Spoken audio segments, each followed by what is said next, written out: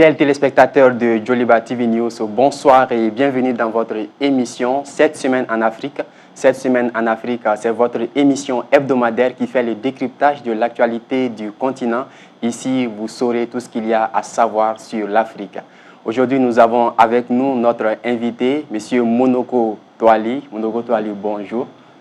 Bonjour et merci de bonsoir, j'allais dire. Oui, bonjour et bonsoir, merci de m'avoir associé, invité, comme d'habitude, vous le faites ici au niveau de Joliba TV. Je suis donc heureux de me retrouver encore en face de vous et que vous me donnez encore l'opportunité de m'entretenir avec vous et au bénéfice de tous ceux qui suivent cette chaîne, cette grande chaîne qu'est Joliba TV. Merci beaucoup d'avoir répondu à notre invitation. Monsieur Monoko Toali est journaliste indépendant. Avec lui, nous allons aborder deux thématiques, à savoir le Kenya, la peur d'un coup d'État. Ruto met en garde les opposants. Nous allons aborder cette thématique en plus de l'Afrique et sa relation avec les États-Unis. Récemment, le président américain a reçu à la Maison-Blanche les chefs d'État du Libéria, du Sénégal et de la Mauritanie, de la Guinée-Bissau également. Nous allons parler de ce sujet. Alors, nous allons avec le premier élément sur le Kenya. C'est avec la régie. Allons-y.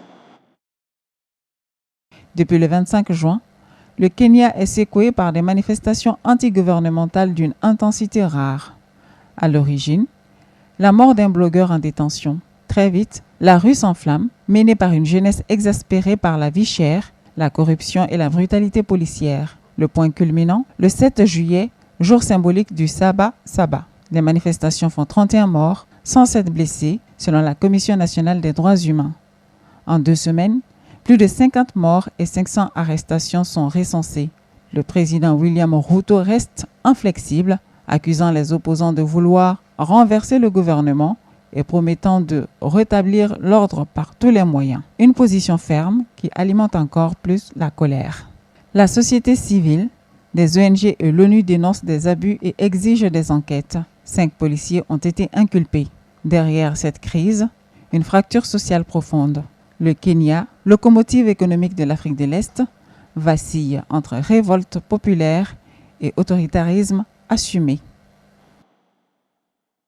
Alors, Monsieur Toali, vous venez de regarder le reportage. Nous suivons ces événements à des milliers de kilomètres du Kenya. Que vous disent ces manifestations dans ce pays? D'accord, il faut commencer par saluer la mémoire des frères africains qui sont tombés. Parce que quand on parle du Kenya, on parle de l'Afrique. Et quand on est dans une dynamique du panafricanisme, le premier réflexe est d'être solidaire aux frères africains qui, d'une façon ou d'une autre, qui souffrent. Et donc, le cas spécifique de ce pays où nous avons vu des manifestations et dans le reportage, on parle de moins d'une 50aine de morts, ça fait froid au dos, 50 Africains qui donc meurent. Ça fait très mal. Et pourquoi donc ceux-ci doivent mourir de cette façon? Pour les raisons politiques? Oui. Est-ce que pour des revendications qui sont justifiées? Oui. Est-ce que c'était nécessaire de les tuer? Non. Parce que là, on peut revendiquer. Et tout ce qui rentre dans la logique des revendications obéit aussi au principe de la démocratie, de la gouvernance. Parce qu'on ne peut pas ne pas permettre aux citoyens de s'exprimer. Et quand ça ne va pas, il appartient aux citoyens de critiquer, de dénoncer et de donner leur point de vue, même si nécessaire d'avoir des possibilités de contester. Dans les contestations, il peut y avoir des grèves, des manifs, des marches et autres. Alors, il appartient maintenant aux dirigeants, aux premiers responsables, parce que quand on a la gestion d'un État, d'un pays, c'est d'abord avoir le souci de la population. On ne gère pas le pays pour soi, on le gère pour la population. Et quand la population se lève et se soulève et va contre vous, le premier réflexe, c'est de savoir trouver les mécanismes qui pouvaient aider à ce que les populations, dans leurs manifestations, ne soient pas victimes de l'État ou du pouvoir pour lequel, parce que le pouvoir est là pour eux, dans un premier temps. Donc, tuer les citoyens parce qu'ils marchent n'est pas une solution dans la logique de la gestion. Est-ce que les citoyens aussi avaient déjà entrepris des démarches qui n'ont pas été écoutées et qui ont abouti à ces marches où ces fondamentalement la logique de la politique politicienne, parce que là, il faut aussi être clair là-dessus. Est-ce que les politiques se sont servis des réalités sociales? Exactement, c'est la question que j'allais poser. Et ces soulèvements sont nés de la mort d'un activiste en détention. Est-ce qu'on peut dire que peut-être la foule serait politisée quelque part? Oui, un activiste en détention meurt, un citoyen en détention meurt, ce n'est pas une bonne image dans un premier temps pour un pays, pour qu'un citoyen meure en détention. Tout citoyen qui doit mourir en détention dans son pays, ça ne donne pas une bonne image du pays. Ça, c'est une logique. Maintenant, les gens qui disent, oui, il ne devrait pas mourir et qu'il meurt, ils ont donc le droit de le revendiquer parce qu'il s'agit de la mort d'une personne, quelle qu'elle soit pauvre ou riche, ou bien d'un statut de classe sociale aisée ou de classe sociale minimisée. Toujours est-il que c'est un citoyen qui est mort. Il a donc lieu que ceux qui ont en charge de revendiquer le droit à la vie doivent se manifester et dire, porter le tort au gouvernement ou à ceux qui ont la responsabilité de gérer et qui n'ont pas pu trouver des mécanismes pour éviter la mort. Quand la mort est là, ça nécessite des réactions, ça nécessite des réactions d'une façon ou d'une autre. Maintenant, est-ce que cette situation de mort a été interprétée et récupérée au niveau politique surtout, pour le mettre sur le terrain politique et en même temps profiter pour faire non seulement critiquer l'État, mais remettre en cause tout un système, aboutir à une logique de le renverser. Là aussi, là la problématique se pose. Est-ce que c'est dans cette dimension? Si c'est dans cette dimension, les politiques auraient trouvé autre argument, autre contexte, autre moment que de trouver ce moment pour pouvoir renverser un régime. Mais pensez-vous que les revendications des manifestants qui demandent la démission du président William Ruto, est-ce que vous ne pensez pas quelque part que ces demandes sont exagérées quelque part? Oui, mais vous avez dit qu'un activiste qui est mort en détention, un activiste, oui. Dans un premier temps, un activiste qui meurt en détention, les juridictions qui sont bien indiquées pour finir par trouver pourquoi il y a eu ce décès.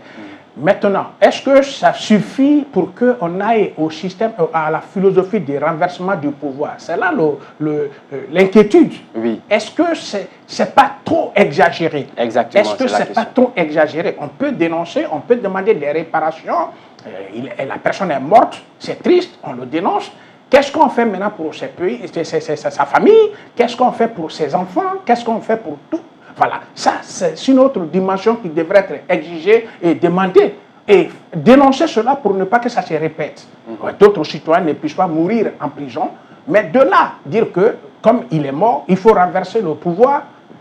Je crois que là, à ce niveau-là, le débat risque d'être un peu difficile à gérer dans la mesure où si le problème est géré en tant que conjoncture réelle, ça, on le comprend, on dénonce, on marche pour ne pas que ça se répète.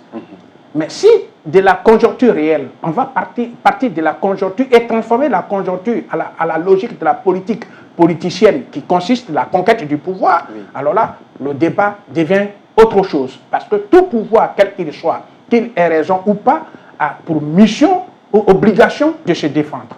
Tout pouvoir. Aucun pouvoir au monde ne peut dire non, venez me renverser, je reste les bras nus, je dors et puis voilà, prenez-moi un matin. Moi, je n'ai pas connaissance d'un tel pouvoir. Je n'en ai pas connaissance. D'autant plus qu'il a été élu et puis son mandat s'achève jusqu'en 2027. Peut-être la population pourrait attendre pour sa démission et gérer ce problème pour le moment précis exactement. Oui, mais problème, on ne devrait pas politiser un problème purement social. Exactement. Parce que c'est ça. Et quand le problème est d'ordre social, il faut le régler dans le contexte purement social. Et donc, dans le contexte social, on peut critiquer, on peut dénoncer, on peut même marcher dans l'esprit que cela ne se répète plus. Et que la justice se fasse quand un citoyen est interpellé il ne faudrait pas lui faire en sorte que, il faut faire en sorte du moins qu'il bénéficie d'un jugement normal et qu'après le jugement, il ait tous les droits que mérite un citoyen. Même si on est incarcéré, on est en prison, il y a quand même un minimum de regard qui doit être affecté à un prisonnier. Et suivre ses soins et sa santé doit être... on doit veiller à sa santé, on doit veiller à ce qu'il purge ses peines, sa peine du moins, et qu'il recouvre la liberté. Ça, c'est purement dans un contexte. Mais le contexte politique ne doit pas se saisir d'une situation pour en faire une logique du renversement du pouvoir. À ce niveau-là, moi, je ne suis pas trop partisan des renversements des pouvoirs en dehors des urnes, ça c'est mon point de vue, mais quand il y a des nécessités et qu'il n'y a pas autre issue que ça arrive, ça peut être admis. Mais se lever un matin pour dire qu'il faut renverser les pouvoirs, moi je ne crois pas que ça soit une bonne hypothèse. Surtout dans le contexte d'un activiste qui est décédé malheureusement entre les mains des autorités. Il faut décider, il faut demander à ce que réparation soit faite. Il faut aussi exiger qu'il y ait des éclaircissements. Comment il est mort, dans quelles conditions est-il mort, oui. Qu'est-ce qui a entraîné sa mort, est-ce qu'il allait vraiment mourir, qui sont ceux qui sont les responsables, il faut les punir. Et ça se limite là, logiquement. Mais de là, comme il est mort, il faut renverser le pouvoir. Écoutez, aucun pouvoir aussi n'acceptera d'être renversé. Voilà. Mais pensez-vous que la riposte du président n'est pas disproportionnée quelque part, avec ces 50 morts, comme le dit l'information passée récemment, et 107 blessés selon la Commission nationale des droits de l'homme? Est-ce que la réaction du président n'est pas disproportionnée quelque part? Mais on ne crée pas l'armée, les citoyens ne cotisent pas pour prendre en charge leur armée, et puis l'armée va les tuer. Ce n'est pas la mission. Ceux qui assurent la sécurité, c'est d'assurer la sécurité des citoyens. Des citoyens et de leurs biens. Et quand il y a les manifs, il faut les encadrer, de sorte qu'ils ne puissent pas avoir des débordements. Et ça, c'est admis. Mais de là, les tuer, 1, 2, 3, jusqu'à 50 personnes, c'est exagéré. C'est extrêmement exagéré.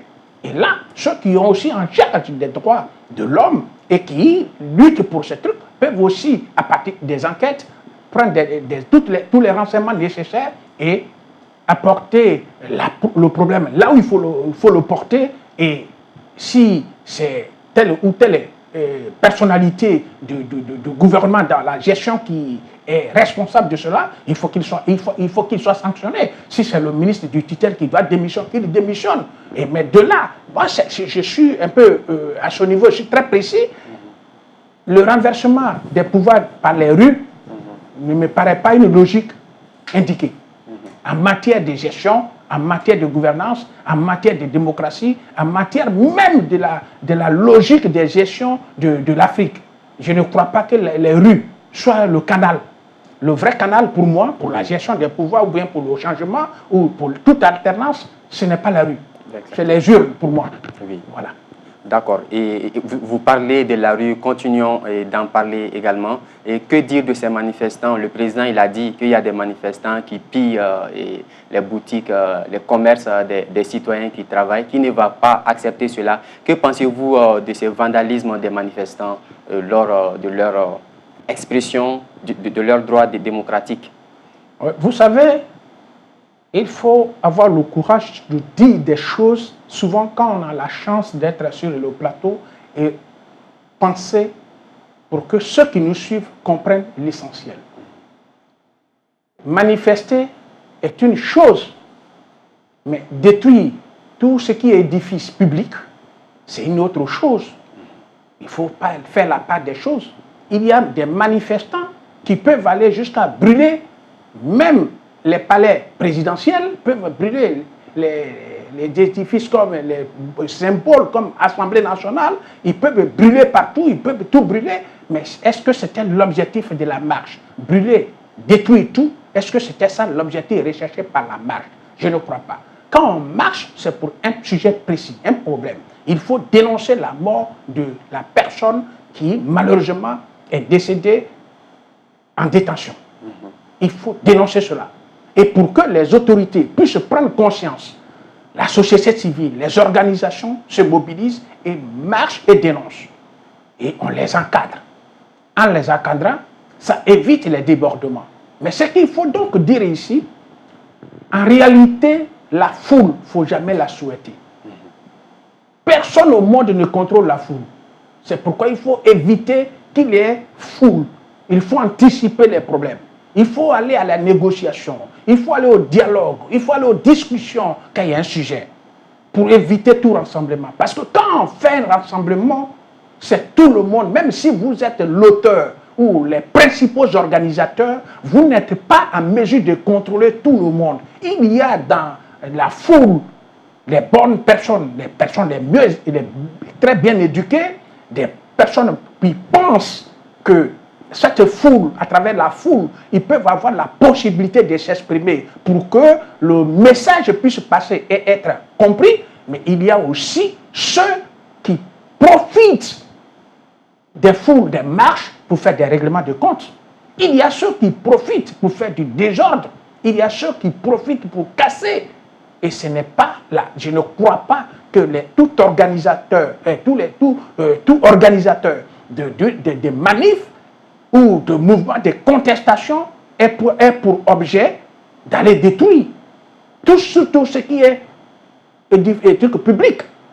Il appartient donc aux autorités de prendre des dispositions, de faire en sorte que les débordements puissent, les gaz lacrymogènes ou les trucs d'intimidation, on peut trouver tout, il y a les matraques, tout et tout. Mais tuer, quand on parle de tuer, c'est que certainement on a tiré des balles. Oui. Sûrement, est-ce que c'est normal d'utiliser les balles contre les citoyens?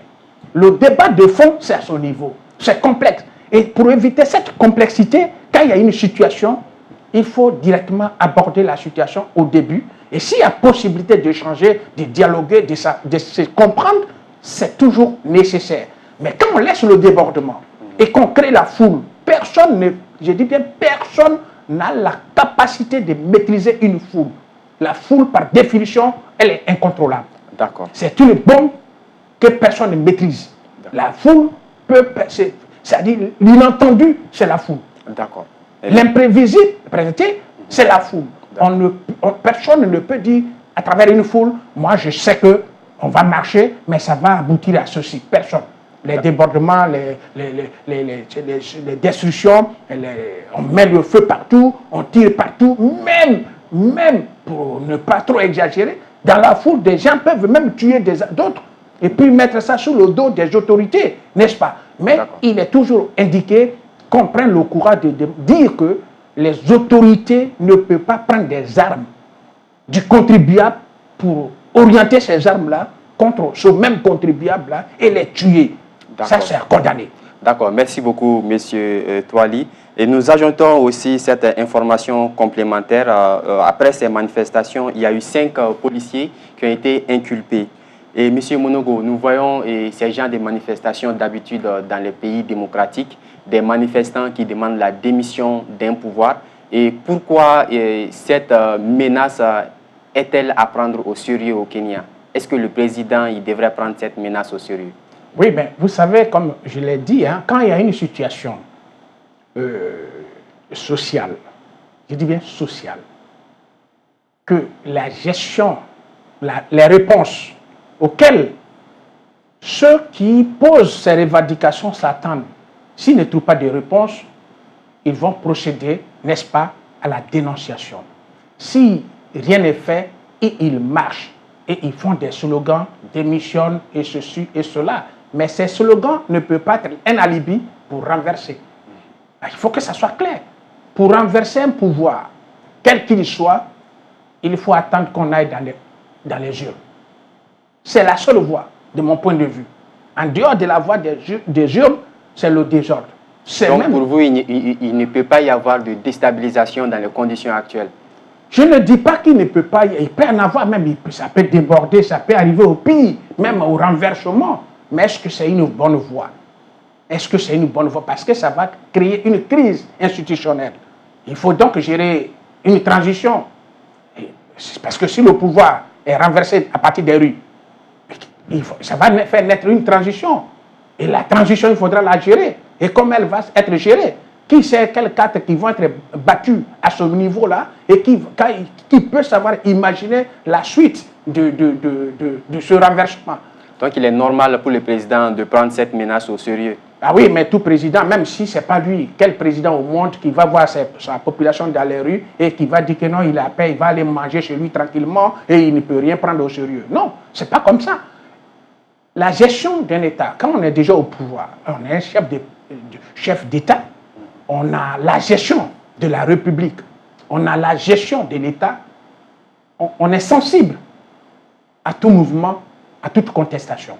On est aussi sensible à la récupération que pourront en faire les opposants au pouvoir. Oui. Et parce que c'est à ce niveau-là que le problème devient difficile à gérer. Parce que s'il a pris il sort de son contexte, il sort de son contexte social, ou un contexte économique, ou un contexte humanitaire, et on l'intègre dans un contexte politique, et on en fait la politique, et on en fait un sujet de la politique politicienne, ça gâte tout. À ce moment, le pouvoir ne cherche même plus à comprendre, il ne cherche plus à raisonner, il dit non, ceux-là sont derrière, ils vous poussent pour me renverser. Je ne vous écoute plus. Parce que vous n'êtes plus vous-même, vous êtes manipulé, vous êtes envoyé. Donc ceux qui vous utilisent, le pouvoir ne voit plus le social qui marche, il ne voit plus le syndicaliste qui marche, il ne voit plus l'homme de la société civile qui marche, mais le pouvoir voit derrière cette marche des mains obscures. Et quand cette logique rentre dans la tête du pouvoir, il est donc difficile de gérer avec simplicité. Ce qui va arriver, c'est les arrestations, des emprisonnements. C'est au niveau des manifestants, on va prendre d'autres. Des organisateurs vont être pris. Et puis, il va même être question de suspendre toutes les activités pour un certain moment, ainsi de suite. Quand ça exagère aussi, l'État va prendre des mesures pour dire, bon, on sait, c'est toute manifestation, il n'y a pas de marche, il n'y a pas de meeting, il n'y a rien. Le temps de maîtriser la situation et la ramener à l'ordre. Ce qu'il faut donc dire est qu'en Afrique, de façon générale, quand il y a un problème, et on le voit partout dans les débats qu'on mène ou on construit, le sujet qui est posé, on refuse de traiter le sujet posé.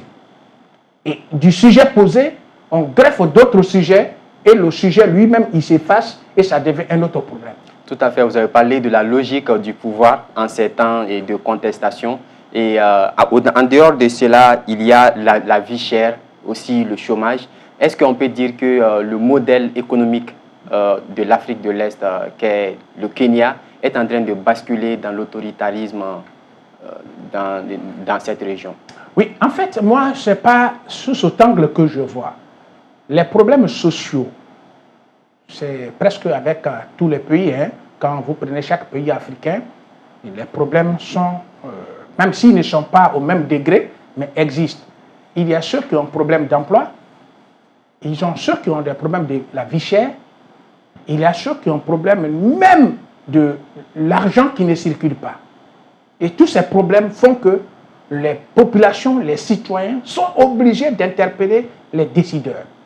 Parce que quand on prend le pouvoir, c'est pour gérer en sorte que la population et les concitoyens soient à l'aise. Le problème fondamental, trop de promesses aussi.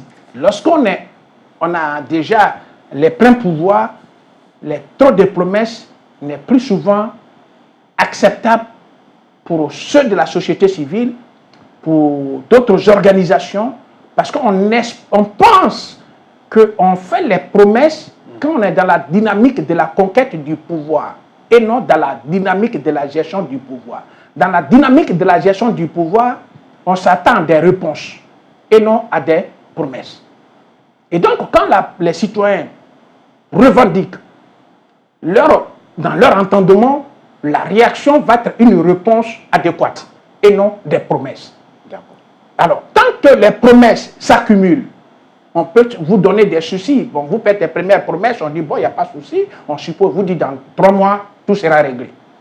3 mois arrivent, rien n'est réglé. Les citoyens reviennent encore, c'est-à-dire la société de façon structurelle, elle revient pour dire « Ah, on avait posé ces revendications, vous nous avez donné 3 mois, on a dépassé les 3 mois, on ne voit rien. On fait quoi? On va dire non, attendez encore 9 mois. 3 mois, 9 mois, ça fait 12 mois. 12 mois, c'est quoi? On est déjà dans une année. Voilà. Et les attaques ne sont pas satisfaites. Et rien n'est fait. Alors, ça va donc créer ce qu'on appelle les revendications sociales qui vont déboucher sur des remous, lesquels les remous vont déborder. Et dans les débordements, on va demander le départ du pouvoir en place. On va le décrier et débattre le départ. D'accord. Et quels peuvent être les impacts de ces événements sur toute la région de l'Afrique de l'Est s'il n'y a pas de règlement le plus vite possible? Non, le règlement, quoi qu'il en soit, vous savez, parce que les problèmes se situent sur plusieurs aspects. Il y a des problèmes qui sont qualifiés, il faut les reconnaître, des problèmes purement internes. Oui. C'est purement interne. Donc, les autres ne peuvent pas directement s'impliquer, les autres pays ne peuvent pas s'impliquer. Non, si je parle des conséquences probables. On parle de coup d'État, quelque part, de déstabilisation du pouvoir. Oui. Et généralement, les États s'imitent. On a vu le cas en Afrique de l'Ouest, après le coup d'État au Mali. Les autres pays, il y a eu le Burkina et le Niger qui ont suivi. Est-ce qu'il est à craindre ce même scénario en Afrique de l'Est si le Kenya n'arrive pas à contenir le plus vite possible ces manifestations? Oui, moi je ne suis pas trop sûr que l'hypothèse des coups d'État soit une bonne hypothèse. Moi je ne crois pas. Les coups d'État peuvent venir parce qu'il n'y a plus autre solution. Je prends l'exemple de certains pays de l'Afrique de l'Ouest où des tendances sont dans les rues, il n'y a pas autre solution pour éviter un bain de sang. L'armée peut dire, non, moi je prends les choses en main, parce que si je vous laisse vous affronter, on aura trop de conséquences à gérer. Donc au lieu de laisser deux entités, deux forces de la vie sociale s'affronter, ou deux forces des partis différents, c'est-à-dire le pouvoir et l'opposition s'affronter, ça va créer des débordements, ça va déboucher sur des crises qu'on ne peut pas maîtriser, la guerre civile et autres, n'est-ce pas? Pour éviter ces débordements, il y a nécessité, l'armée qui est le garant de toutes les institutions, bon, donc voilà, nous, on prend les responsabilités, on dépose et on va voir clair dans tout ça. Ça, c'est dans cet esprit, c'est possible. Maintenant, est-ce qu'il faut conquérir le pouvoir pour dire qu'on va gérer le pouvoir, voilà, il faut souhaiter que tout soit pris sur la bande des coups d'État? Moi, je pense que à ce niveau-là, il faut un peu prendre des reculs pour analyser cela.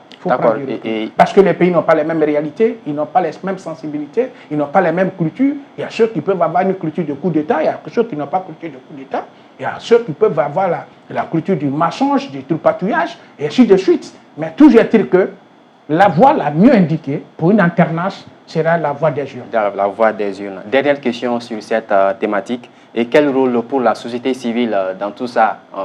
Quel rôle pour les organisations de la société civile lorsqu'il y a des conflits entre des politiques, comme le cas-ci? Oui, mais la société civile, dans un premier temps, si elle est bien organisée, elle a ce pouvoir-là.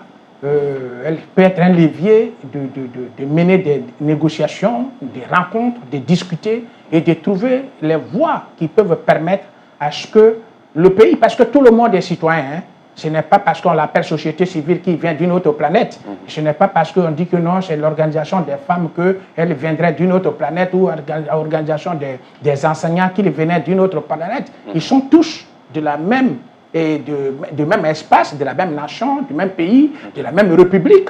Et donc, il faut que chacun joue son rôle dans le but d'aller à l'apaisement. Parce que l'objectif recherché n'est pas de détruire une nation, un pays. L'objectif, c'est qu'on finisse par se comprendre.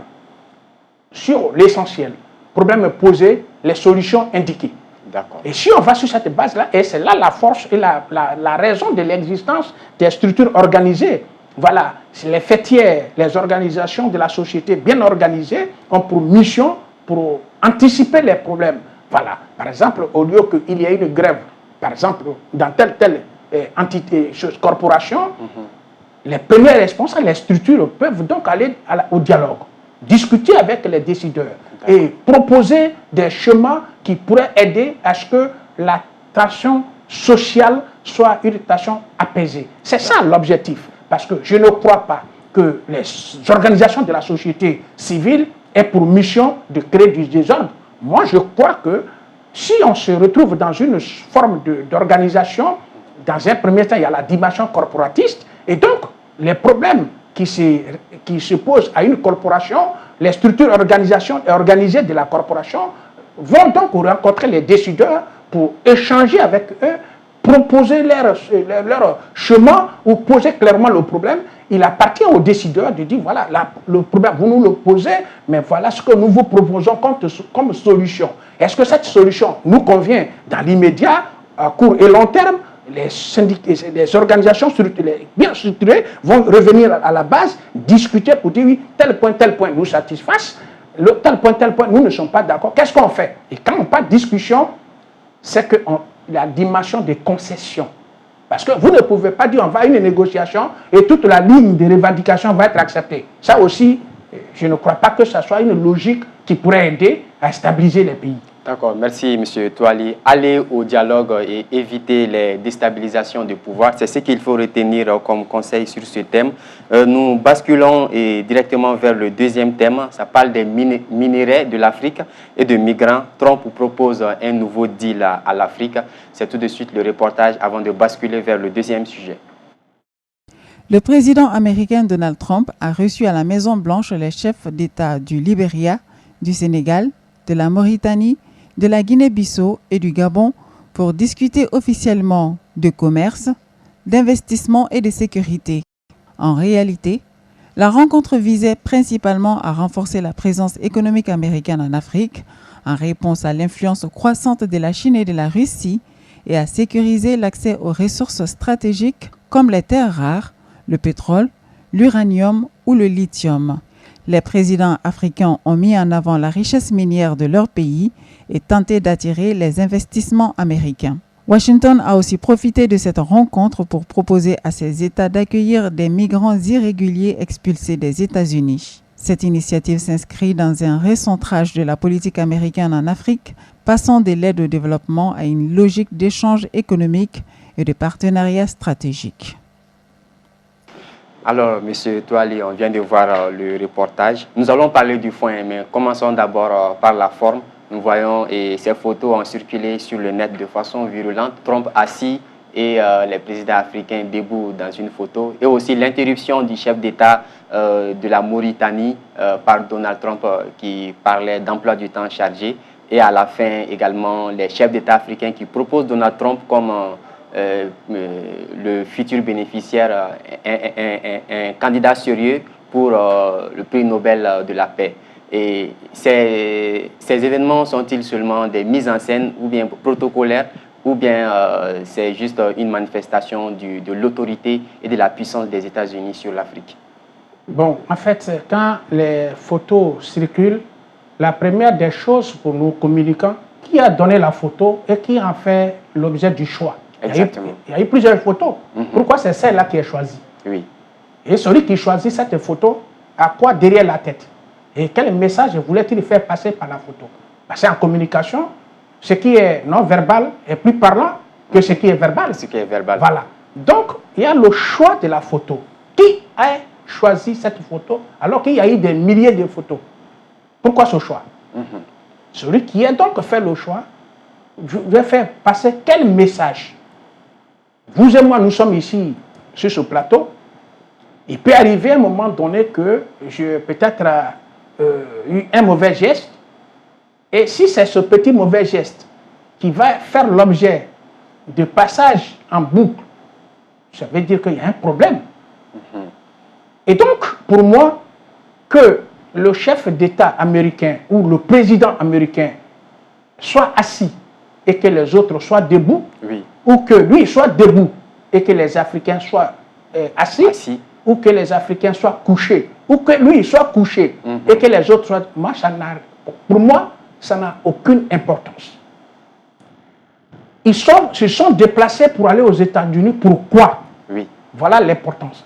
La forme, je suis d'accord, mais moi, je ne peux pas commenter une photo. Il y en a plein. Pourquoi? Oui. Moi, je suis dans la communication. Oui. Pourquoi c'est cette photo qui est choisie? Et qui l'a choisie? Quel est son sentiment vis-à-vis de ces pays africains qui sont partis? Quel est son sentiment vis-à-vis de l'Amérique? Avant d'apprécier la photo. Parce que la communication, nous qui sommes du domaine, on sait que rien ne se fait au hasard. En tant que communicant et en tant qu'expert dans la communication, que pensez-vous aussi de la réaction de la population? On peut peut-être avoir des idées par rapport à l'idée de la personne qui envoie la photo, mais que pensez-vous de la perception des Africains? Oui, les Africains, c'est tout à fait évident. Et pourquoi je dis, moi, c'est le fond qui m'intéresserait beaucoup plus que la forme. D'accord. En Afrique, même si vous marchez sur l'eau, quelqu'un trouvera la poussière derrière vous. Est-ce que vous comprenez? D'accord. Et imaginez un instant que Trump était debout avec tous les chefs d'État, quelqu'un trouverait une faille quelque part qui le dénoncerait. Mais pourquoi ne pas tous se mettre dans la même posture? Mais en quoi ça remet en cause, en quoi ça remet en cause l'objet de leur visite? Il y a la force, c'est-à-dire, ici, vous permettez, on est en émission, ça c'est une bouteille. Entre l'emballage et le contenu, qu'est-ce qui est bon? Le contenant, c'est-à-dire celui qui prend le liquide qui est dedans. C'est le contenant qui m'intéresse. C'est le liquide qui est intéressant. Oui. Voilà. Donc, si c'est le contenu, allons au contenu. D'accord, alors au contenu directement. Bien. Non, je dis ça, je vais dire que les Africains, je ne parle pas de vous, doivent aller au contenu. Oui. Nous aimons en Afrique, on a cette qualité-là des détails. Les détails tuent. On dit souvent, le diable est dans les détails. Au lieu de voir l'essentiel, nous, on préfère trouver des failles, critiquer, bavarder, profiter même pour certains, insulter, injurier, humilier et banaliser.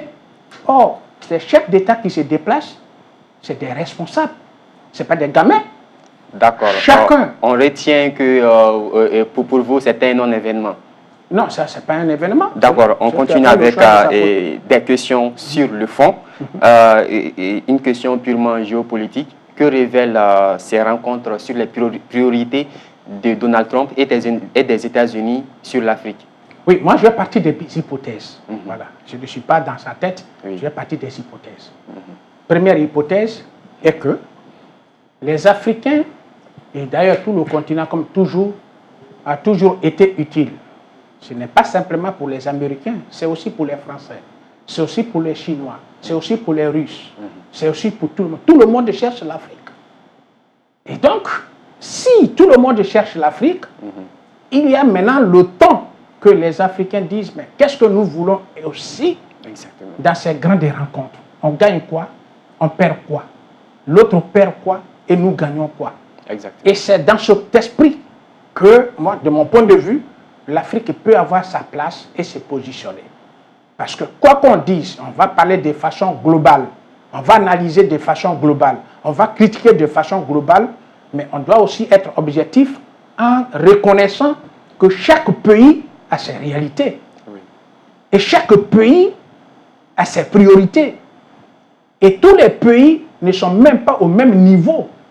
Au niveau économique, au niveau social, au niveau stratégique, au niveau de technologie, les pays, même au niveau militaire, les pays ne sont pas au même niveau. Il faut penser, coordonner tout ça. Alors, quand donc ces grandes rencontres ont lieu, chacun va départir et réfléchir avec son staff, avec ses ministres, avec tous ceux qui sont là. Ils vont donc aller défendre leurs intérêts. Chaque pays, même si on dit les Africains ont été appelés par Donald Trump ou par Macron ou par Poutine ou par le président chinois ou japonais, quand ils vont partir, celui qui prendra la parole dira que moi, par exemple, au niveau du Sénégal, voici mes préoccupations, voici mes urgences, voici ce qui m'intéresse. D'accord. Et allez-y. Vous parlez de la distance, les différentes niveaux, au niveau économique, les différences au niveau économique entre les États-Unis et les États africains, surtout qui étaient présents. L'écart est vraiment large. Et comment faire en sorte que ces négociations ne virent pas vers une perte de souveraineté économique? Donc, moi, vous savez, c'est beaucoup de vocabulaire, beaucoup de slogans. Je m'en méfie beaucoup. Je ne suis pas trop dans les slogans. Les slogans ne m'intéressent pas trop. Quand un pays se déplace, ou un chef d'État se déplace, il sait là qui est pour lui, où se situe le besoin. D'accord. Et en quoi son partenaire peut lui être utile et que lui aussi peut être utile à son partenaire.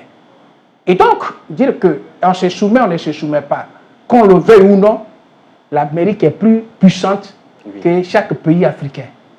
Qu'on l'ait dit, qu'on ne l'ait pas dit, c'est une vérité. Mais comment faire en sorte que cette puissance ne nous écrase pas? Écraser ou pas, ce n'est pas ça la question. La question aujourd'hui, il faut aller l'écraser. Pourquoi forcément être écrasé et ne pas négocier? Pourquoi écraser? C'est-à-dire qu'on a l'esprit qu'on est toujours faible, c'est les autres qui nous écrasent. Pourquoi? Pourquoi ce complexe? On dit que nous, on est toujours écrasés. Non. Moi, je me dis qu'il y a des pays, prenons l'exemple du Japon, a reçu toutes les bombes du monde, à Nagasaki et à Hiroshima. Mais les Japonais sont où aujourd'hui? Ils ont pris toute la technologie auprès de ceux qui ont mis les bombes sur eux.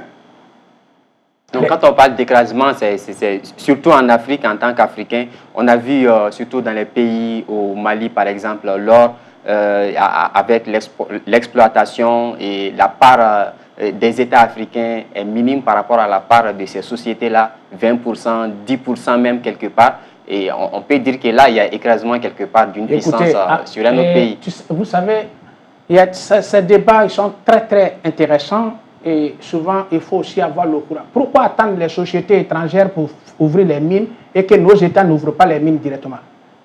Qu'est-ce qui se passe? Au lieu de dire l'autre est venu, il m'a demandé, il m'a donné 10%, je vais négocier 40%. Pourquoi lui il vient et pourquoi nous on ne fait pas? Le vrai débat c'est ça. Ils sont venus installer les sociétés minières sur notre sol africain. Vrai ou faux? Vrai. Avant qu'ils ne viennent, pourquoi nos États n'ont pas installé les sociétés minières? Qu'est-ce qui se passe? C'est qu'on n'a pas les moyens, on n'a pas l'argent, on n'a pas la technologie, on n'a rien. On n'a même pas les moyens d'expression. Parce que pour faire l'expertise, pour d'abord voir s'il y a l'or ou pas, c'est des milliards qui vont y être investis. Pourquoi nous, on ne le fait pas? Et on attend les autres. Pourquoi? Ce débat, moi, je ne suis pas trop dans une logique de débat de l'autre affaire. Ça. Dans le monde des affaires, chacun sait ses intérêts. Les gens ne peuvent pas investir pour nos beaux yeux. Ou parce qu'on est vilain ou on est beau. Ou on a une bonne nuque, on a une bonne tête. On est bien habillé, on mange bien. Ce n'est pas ça qui les intéresse. Ils viennent investir pour faire du business. Donc, ils pensent qu'ils prennent des risques pour avoir aussi des bénéfices. Si nous pensons que nous avons les possibilités, les moyens, mais prenons notre responsabilité de créer des sociétés minières et des mines. Il faut les exploiter. Les États doivent avoir leurs mines, puisque ça est sur le terrain, ça est là, ça est sur place. Avant que le Suédois ne quitte là-bas, le Canadien ne quitte là-bas, le Sud-Africain XW ne quitte pour venir construire des mines, soit en Côte d'Ivoire, au Ghana, ou au Mali, ou dans d'autres. Pourquoi on attend que l'autre vienne d'abord pour dire que non, tu es là, tu exploites ma mine? Pourquoi nous, on n'a pas fait la mine et on a attendu que lui vienne pour faire? C'est qu'il y a quelque chose. Non, c'est très important parce que souvent, on fait des débats, on n'a pas aussi le courage de nous accuser nous-mêmes. Il faut qu'on s'accuse soi-même. Mais oui, justement, parce qu'on ne peut pas passer toute notre vie à pleurer, à pleurnicher, à accuser les mondes entiers, pour accuser tout le monde. Mais nous, notre part de responsabilité, c'est quoi? C'est où? C'est à quel niveau? Les mines dont vous parlez, tout ce qui est mine de toute l'Afrique, toutes les richesses, a des richesses inépuisables. Que ce soit au Zaïre, que ce soit au Congo, que ce soit en Côte d'Ivoire, que ce soit au Mali, que ce soit partout en Afrique, il y a des richesses. D'accord. Alors pourquoi nous, on n'a pas encore transformé nos richesses? Le coton est produit où? Bénin, Mali, Burkina, Cameroun, Côte d'Ivoire, Togo, ainsi de suite. Tchad. Pourquoi? Et jusqu'à aujourd'hui, quelles sont les sociétés que nous avons pour transformer le coton en veste qu'on porte, en tenue, en cravate? Qu'est-ce qu'on attend? D'accord, monsieur Touali, le problème est profond et on va aborder ça. Et passons maintenant à la question suivante. Lors de ces rencontres, Donald Trump il a proposé également l'accueil des criminels des États-Unis expulsés, que les États africains accueillent ces criminels expulsés. Il y a le Soudan qui a déjà pris le pas. Que pensez-vous de cette demande formulée par Donald Trump? Ces criminels sont d'où? Ils sont américains. et c'est les Africains qui vont les accueillir. Exactement. Pourquoi? Parce que Donald Trump l'a demandé. C'est là aussi, on parle de débat. L'homme ne peut pas accepter de prendre ce qui ne l'arrange pas. Si celui de Kenya, vous avez dit, s'il décide de les accueillir... Les Soudanais, les Sud-Soudanais. Sud-Soudanais. Oui. Si ils décident d'accueillir ceux que propose Donald Trump, on peut aussi savoir pourquoi il accepte et quels sont les intérêts et en quoi son pays en bénéficie. Parce que la gestion du pays, ben, je ne crois pas que nous, les citoyens lambda qui parlons, maîtrisons les rouages des sphères de la gestion des pays. Ils peuvent avoir des préoccupations, ils peuvent avoir des choses, ils peuvent avoir telle réalité. Et quand tel accord va se passer, quels en sont les contours? Si on ne donne pas tous les contours d'un accord, on peut donner un jugement, mais il est beaucoup plus subjectif. Il est un jugement à distance parce qu'on ne cerne pas tous les contours, on n'a pas tous les éléments qui amèneraient un chef d'État à accueillir les prisonniers, les criminels d'un autre État. Non, ça c'est curieux. Alors, pourquoi cela? Et pourquoi une telle proposition? C'est là le vrai débat. Et c'est à ce moment-là que chacun peut dire non, moi je ne les accueille pas. Si je dois les accueillir, voici mes conditions. Peut-être que ce pays en question ait posé ses conditions, et ces conditions, de mon point de vue, j'ai dit l'hypothèse, seraient certainement acceptées. Voilà. Les conditions n'ont pas encore été affichées, mais il y a un opposant sud-soudanais qui a déjà dit que leur pays n'est pas un dépotoir de criminels des États-Unis.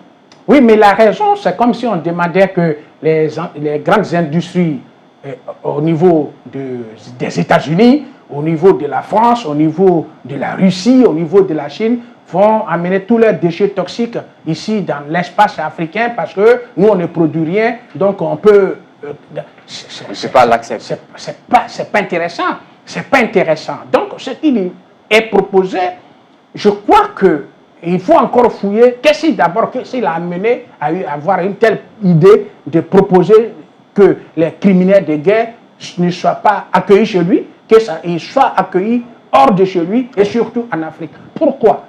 Cette idée est venue d'où? Voilà. D'accord. Que les Américains gardent les criminels chez eux. Ah oui. Et une dernière question sur la thématique. On en a parlé au début. Les chefs d'État africains ont proposé Donald Trump comme prix Nobel de la paix et certains de ses dirigeants qui étaient présents. Et assistons à une instrumentalisation de la diplomatie au profit d'un storytelling trumpiste. Non, moi, c'est-à-dire en fait, dans cette logique de géopolitique, il faut être très prudent. Il y a des mots qui sont trop lourds et qui, on vérifie, celui qui le dit, on ne sait même pas pour quelle raison. Voilà, autorité trumpiste et ceci, cela, moi, je m'efforce toujours d'être moi-même.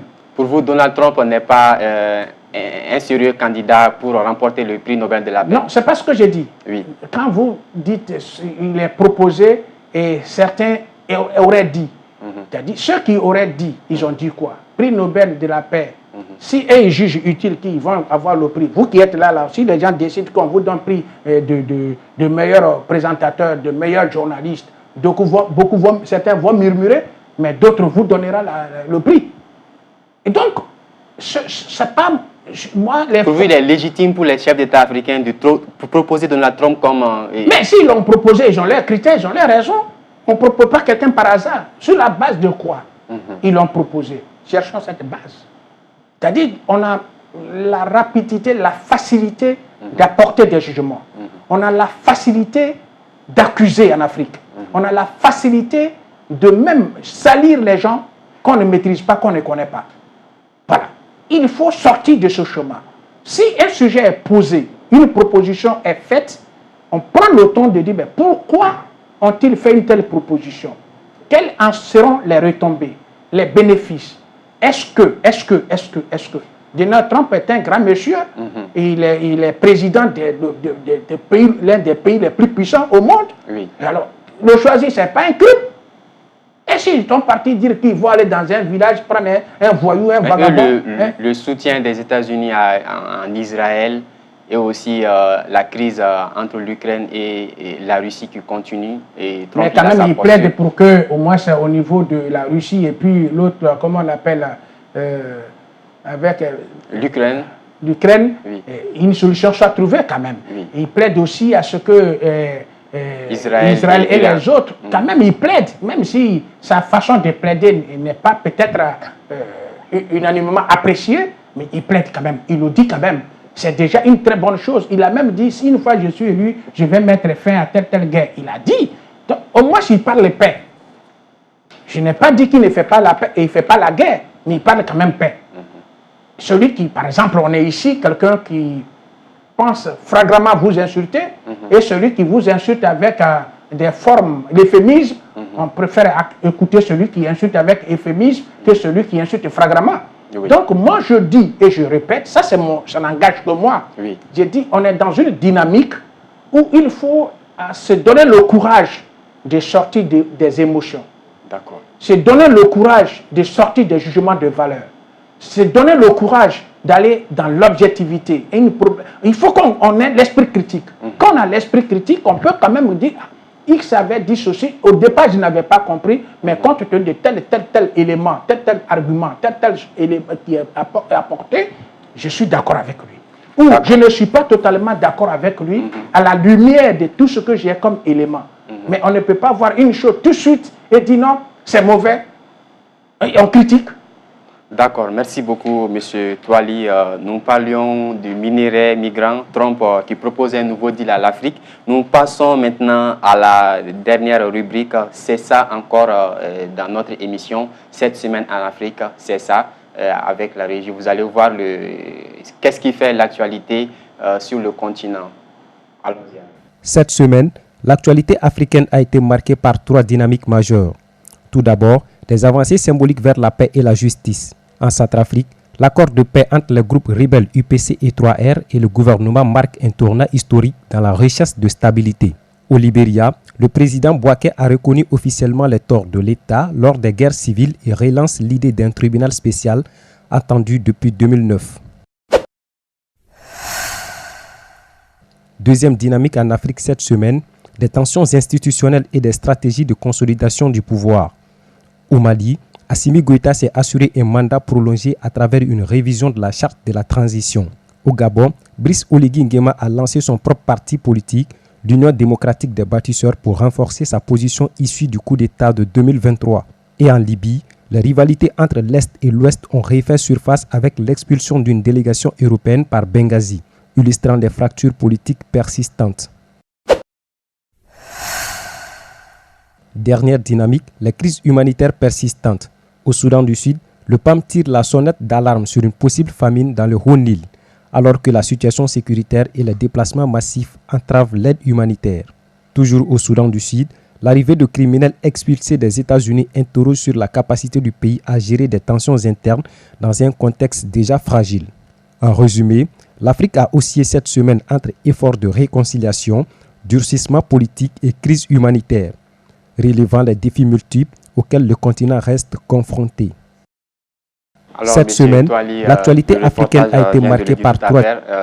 La semaine a été marquée par des efforts de paix, des stratégies pour se maintenir au pouvoir et enfin une crise humanitaire qui sévit de part et d'autre sur le continent. Que pensez-vous de toutes ces actualités sur le continent?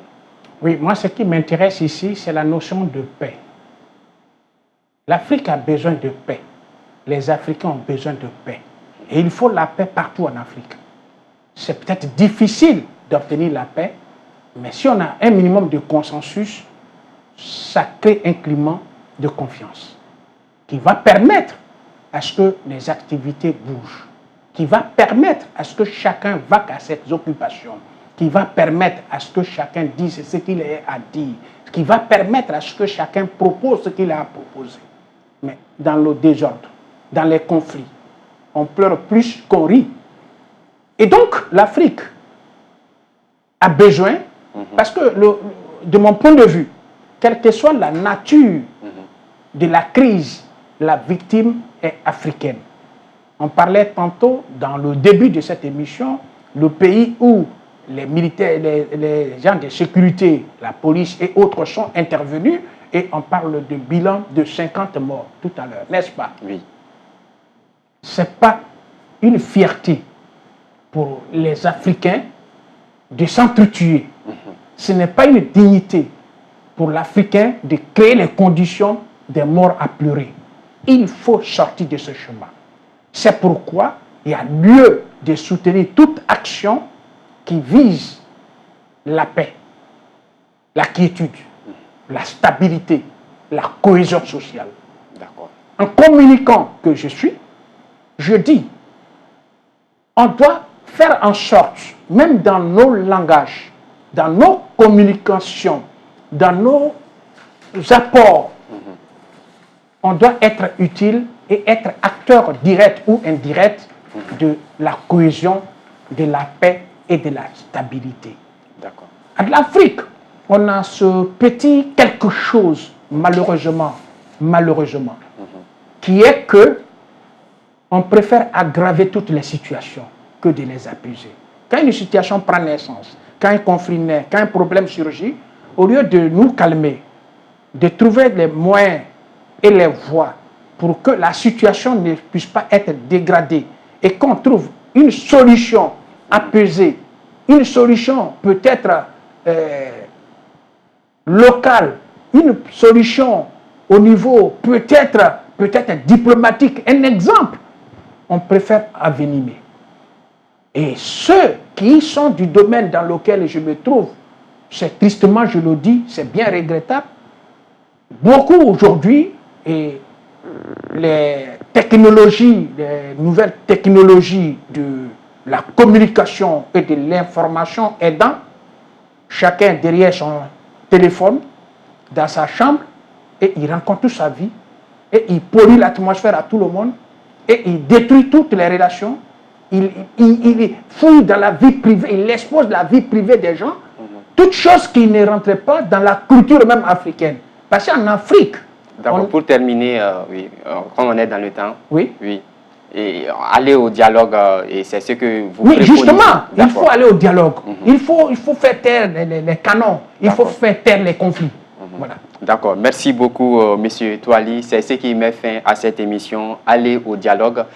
C'était cette semaine en Afrique avec comme thématique au Kenya, la peur d'un coup d'État. Ruto met en garde ses opposants. Comme deuxième thématique, minerais, migrants, Trump propose un nouveau deal à l'Afrique. C'était les deux thématiques de cette émission. Merci à vous de l'avoir choisi et merci à vous Monsieur Touali pour avoir répondu à notre invitation. Oui, c'est moi qui suis très heureux que vous m'ayez toujours associé à vos réflexions. Aujourd'hui, cette grande émission que vous animez m'a encore donné du tonus, ça m'a encore permis de me dire je suis chez moi à la maison à Djoliba TV. Merci de m'avoir toujours associé. Merci beaucoup. Merci à vous, fidèles téléspectateurs. À la semaine prochaine. À dimanche.